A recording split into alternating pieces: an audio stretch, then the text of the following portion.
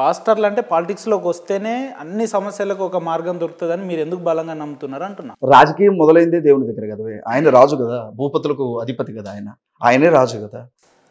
భూమి మీద అధికారులను ఏర్పాటు చేస్తుంది ఆయన కదా. మరి ప్రపంచంలో ఉండే క్రైస్తవ దేశాల్లో అందరూ ఎవరు మరి? సెనేటర్లు ఎవరు, అధ్యక్షులు ఎవరు, ప్రధానమంత్రులు ఎవరు? క్రిస్టియన్స్ కాదా? అభినయ్ అన్న ఎమ్మెల్యే నిలబడాలంటే ఫిక్స్ అయిపోయినావు. చాలా మంది ఇందాక కామెంట్లు పెడుతురు కింద, ఇది లైవ్ కదా, లైవ్ ఇది అభినయ్ గారికి. అవును, అభినయ్ గారికి ఎమ్మెల్యే స్పెల్లింగ్ ఏందో చెప్పవను, ఫుల్ ఫామ్ ఏందో చెప్పవను అంటారు కొంచెం వాళ్ళ కోసం. ఎమ్మెల్యే అజయ్ గారు, అజయ్ అన్న జర దండం పెడితే ఆగవే. కాదు, ఐటమ్ నెంబర్ 6 ఉన్నాడు కదా, అన్న ఉన్నాడు.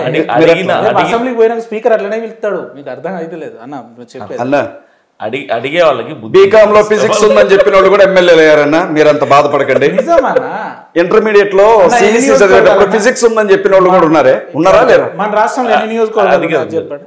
ఈ ప్రశ్న ఎమ్మెల్యేకి అబ్రివేషన్ చెప్పండి, ఎమ్మెల్యేకి అబ్రివేషన్ చెప్పండి అన్న. మీరు అవమానించడానికి పిలిచారా?